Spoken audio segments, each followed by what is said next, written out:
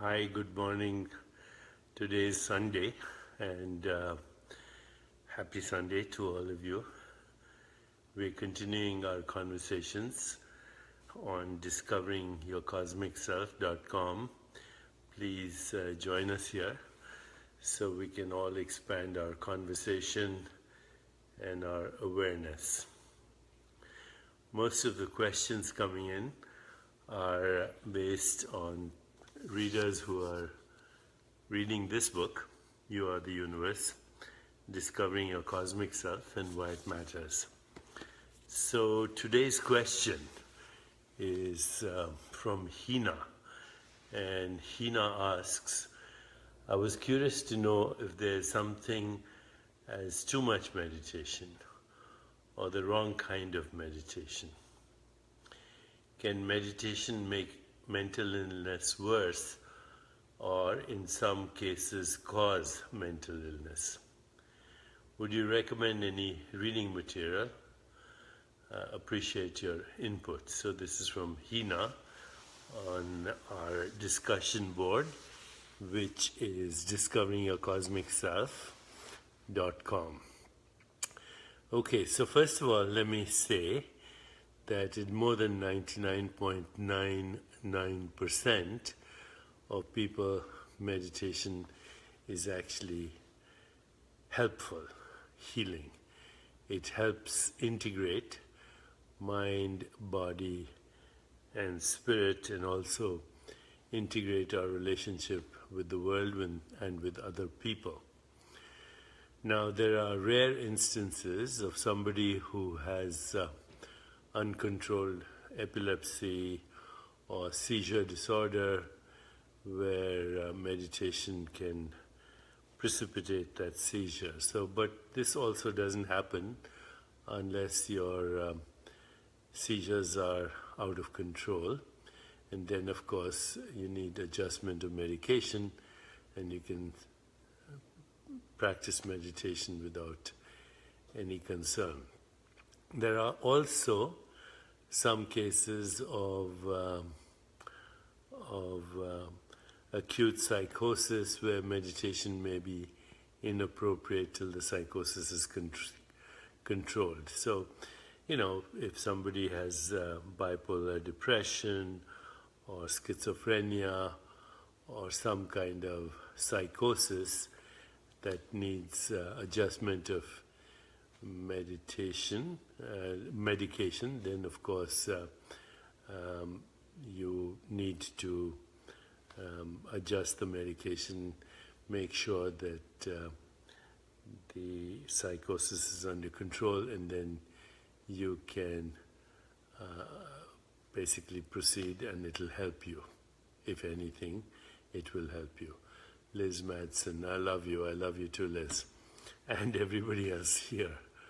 Okay, so now let's address actually what do we mean by meditation. And since the question was from Hina, is there something called too much meditation? Well, if you're living a very active life, then meditation should be a reasonable amount. Lisa Mayer says, does meditation help clinical depression? Yes, Lisa, it does.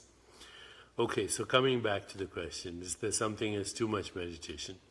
If you are living a very active life, then according to all the research that has been done on sitting meditation with eyes closed and mantra meditation, then 20 minutes twice a day is pretty much adequate. So you can maintain a balance between activity and stillness. Navdhanka says, much love to you, Deepak. Nav, much love to you. Okay, so now 20 minutes twice a day if you're living a very active life. Of course, I personally meditate up to 2 hours every day, and I feel that it has given me the ability to live a very joyful life.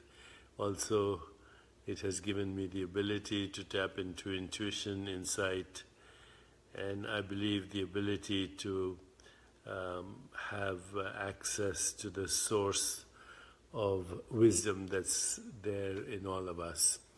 And in fact, meditation has helped me to write the books that I do write. Jill Elmore says, will it help me regain depleted energy in my body? Yes, it will. Okay, so for me, 2 hours of meditation has become a ritual for the last 25 years, and I'm very happy about that. Claudia Luna says, to meditate is not to be in a silent place, but to be the silence that turns off any noise. Yeah, that's correct. Okay, so that means you can meditate in a noisy bus or in a noisy train or anywhere else, as long as you're not the driver. I think the more important point is, what is meditation? And in all earnestness, meditation simply means to be aware of your being. To be aware of your being, and this can be almost all the time.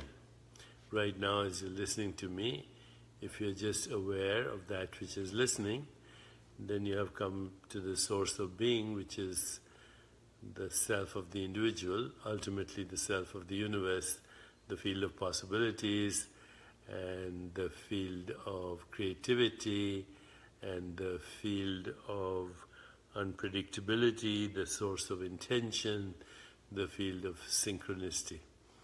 So to at all times be aware of the silent witness within you, and to be a silent observer of your own self without judgment is probably the highest meditation. The great Buddha taught the meditation that is known as Vipassana, which is to be silently aware maybe of the breath, or silently aware of the sensations in your body, or to be silently aware of a sound, or a taste, or a texture, or a smell, or a form, of a color, of an image, of a thought, of a feeling, of a relationship, either with a person or with the environment, or with nature, or even with the universe. So that is usually these days called mindfulness, although that's an inappropriate word. So the internet is back, okay? So what I was saying is, sorry for that short interruption where we had the internet go off and I was in the other room, so here we are back. What I'm saying is to be aware of the wheel of awareness, the 5 senses, your body, your musculoskeletal system, your internal organs. This can all be learnt, and as we practice that, we become more adept, and also we can also be aware of our mental space and of our relationships with each other. These are all forms of mindfulness. Although I was saying that the awareness of a thought or awareness of a sensation is not really mindfulness, it is awarefulness. But again, awarefulness can be a clumsy word, so we'll let it go. But to be consciously aware of choices, to be consciously aware of experiences, to be consciously aware of being aware, these are all ways that we can learn to be in meditation. So there are, as I said, many ways to be in that state, which is ultimately a state of choiceless awareness, where very effortlessly all the universe is expressing itself through you. And that's something that you don't have to sit to do. You can always be established in being. As you're performing activity, you can always be established in being. as you are in the world and acting in the world. Martha Julia Sanchez, we are all the universe. You are the universe as well. Okay, so I think I've answered the question, right? Meditation is always useful. It is not harmful, and only in certain cases where there is uncontrolled psychosis or uncontrolled seizures, you should personally take time to correct that and then practice meditation. It'll only help you integrate your life. Okay, now since we're in my home, let me show you a few pictures and a few artifacts here in my house that will give you an experience of the meditative environment in my home here in San Diego. So this is a beautiful picture of Ganesh. Ganesh, the remover of obstacles. Ganesh, the source of true meditation as the symbolic expression of being in action. Let me show you another picture here, another artifact, a beautiful painting. So from a distance, this looks like, of course, a painting of the Buddha, which it is. But as you go very close, you'll see thousands of Buddhas in the same face. Thousands of Buddhas in the same face. So from a distance, this is Buddha, and when you go very, very close, there are thousands of Buddhas here. What we might say, the holographic universe in every pore of his skin. The holographic universe in every pore of his skin. Let me show you something else. Here's a statue of Mahavir Jain in meditation. Here's Ganesh playing golf. What do you think of that? Okay, here's a Christian the vision of Jesus Christ. Here is Durga, the goddess that destroys ignorance, and a statue of her in front of a marble statue of Ganesh. Several statues of Ganesh in my house, and let me show you some more. Okay, so some more beautiful iconic paintings.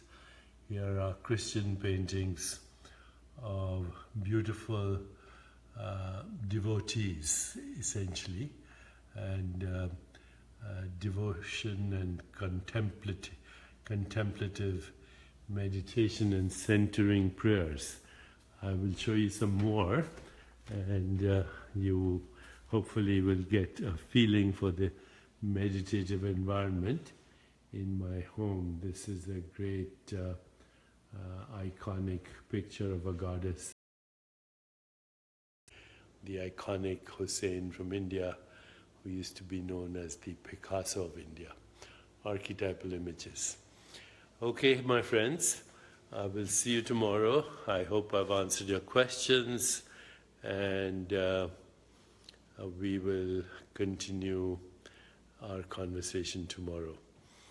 To sum it up, live in meditation, be established in yoga as you move around in the world.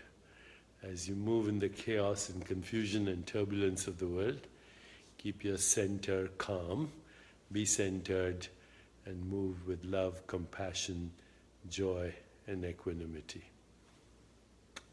Take care.